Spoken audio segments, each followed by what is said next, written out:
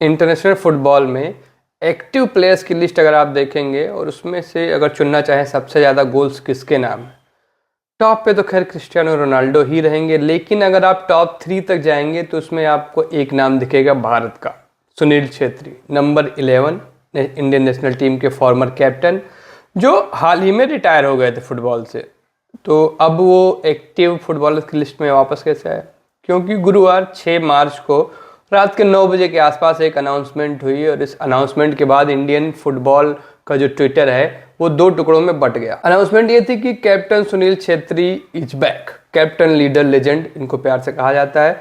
वो लौट आए। मार्च की जो विंडो है इंटरनेशनल फुटबॉल की, उसमें भारत के लिए खेलेंगे सुनील छेत्री। ये अनाउंसमेंट हुई। अनाउंसमेंट वाले ट्वीट के नीचे बहुत सारे रिएक्शंस आए, बहुत सारे पॉजिटिव रिएक्शंस थे। लोगों ने बहुत स्वागत किया। लोग काफ़ी खुश हैं कि एक बार फिर से सुनील छेत्री को नेशनल कलर्स में खेलते हुए देख पाएंगे। लेकिन इसका एक दूसरा पक्ष भी है।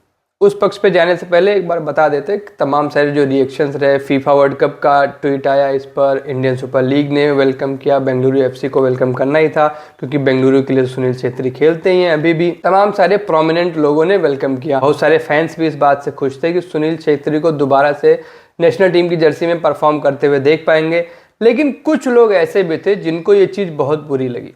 इनमें से कुछ ऐसे लोग थे जिन्होंने सुनील छेत्री का आखिरी जो इंटरनेशनल मैच था वो बड़े जतन करके देखा था और खुद को बड़ा भाग्यशाली माना था कि इस लेजेंड का पहला मैच भले नहीं देख पाए लेकिन आखिरी मैच में परफॉर्म करते हुए देखा। तमाम सारी यादें थी। लोगों ने उन टिकट्स को सुरक्षित रखा हुआ था कि ये सुनील छेत्री की आखिरी मैच की टिकट्स हैं। तो ऐसे लोगों को बुरा लगा कि सुनील छेत्री तो वापस आ गए यार, मैंने इनकी रिटायरमेंट इतना इनकी रिटायरमेंट के मैच को इतना महत्व दिया, सब कुछ छोड़ के देखने गया, वापस आ गए। कुछ लोगों ने ये लिखा कि यार आपके लिए इतने लंबे लंबे ट्रिब्यूट्स हमने लिखे थे रिटायरमेंट पे, आप तो वापस आ गए।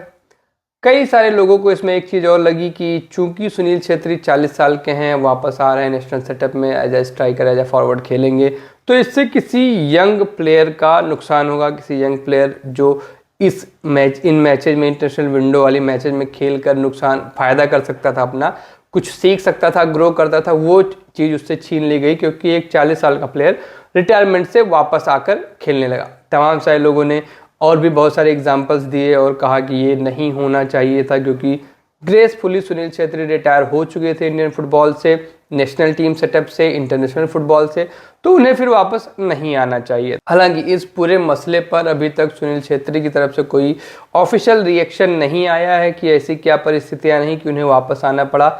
लेकिन एक प्लस पॉइंट ये है कि अगर सुनील छेत्री वापस इस ड्रेसिंग रूम में आते हैं तो जाहिर सी बात है कि वो उस टीम को एक बार फिर से मोटिवेट कर पाएंगे जिसके साथ वो बहुत साल तक खेले, बहुत सारे उतार चढ़ाव देखे, रैंकिंग में इतने अप्स डाउन्स देखे, इतने सारे मैचेस के रिजल्ट में आना जाना देखा, जीत हार देखी, 94 इंटरनेशनल गोल्स स्कोर किए, तो वो आंकड़ा भी आगे बढ़ा सकते हैं वो।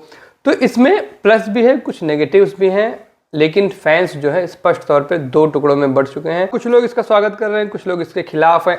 आप इन फैंस में खुद को कहाँ पाते हैं? आप, अगर मैं ये लाइन ड्रॉ करूँ तो आप इस तरफ हैं पॉजिटिव के या नेगेटिव के?